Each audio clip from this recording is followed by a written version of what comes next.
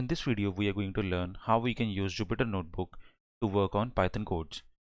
To launch Jupyter, you can go to Anaconda Navigator and launch it directly, or you have an option to go to Start menu and type Jupyter Notebook and press enter.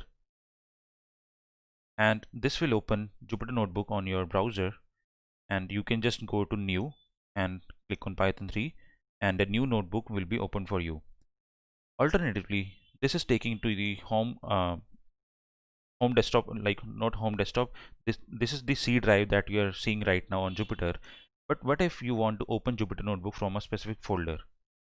You can go to that specific folder from which you want to open Jupyter Notebook. Like I've uh, I've navigated through documents and then test Jupyter.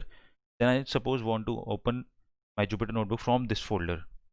What I can do is I can just type it here cmd, which will open my command prompt and will by default navigate to this folder, and then we can write Jupyter space notebook, and this will launch my Jupyter Notebook from this folder itself.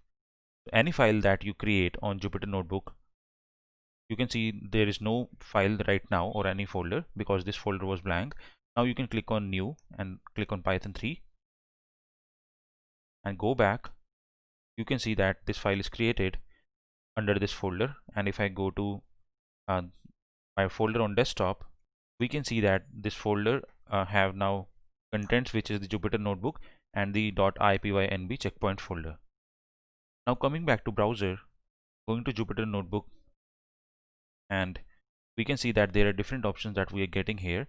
First of all, the best practice is to change the title name, which is like test Jupyter I can write, and then after writing it we can rename, and then we can explore several options, and we can like see that there are different cells that are there.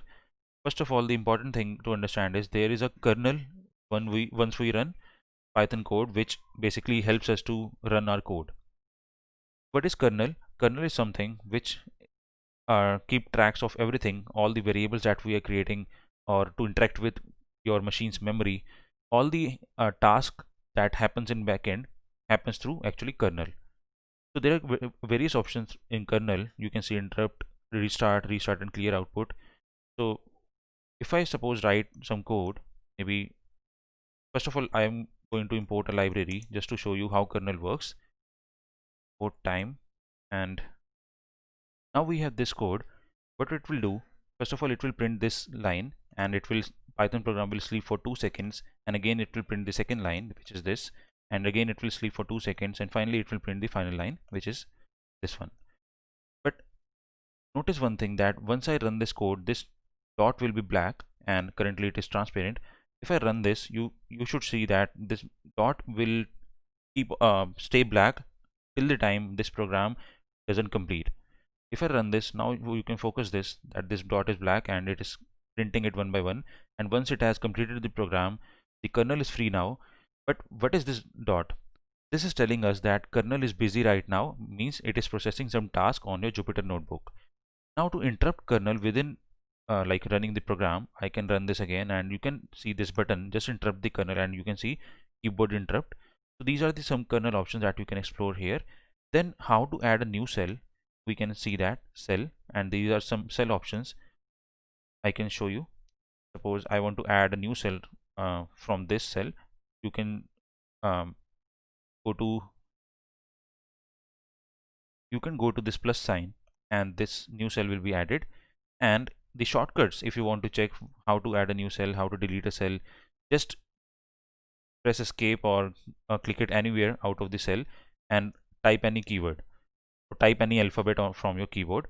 So you can see all the shortcuts that are there on Jupyter Notebook are listed here, and you can just view them and try to remember them so that you can work faster on Jupyter Notebook. To delete a cell, there is a Caesar sign, just click this and these cells will be deleted. Then there are some other options like go to file, then download as. You can download this Jupyter Notebook as HTML, as LaTeX, as maybe PDF, and .py, which is the by default extension for the Python code. So these are some of the options that we have explored. Then there is another option. If I add a new cell by pressing escape and then press B, which is the shortcut, then go to this cell, make it markdown. Markdown basically takes us to gives us the advantage to write HTML code so that my Jupyter Notebook looks better. And also we can use Markdown to like include comments in our Jupyter Notebook.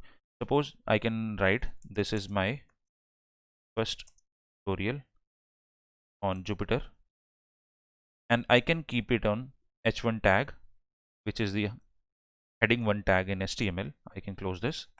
You can see this is coming as like heading. But what if I write the same sentence like this, and you can see it is saying invalid syntax, but if you make it as Markdown and run it again, you can see that it is coming as just a content, which is like a comment type. So this is all about Jupyter Notebook tutorial. Hope you liked this video. Please subscribe my channel for more exciting videos.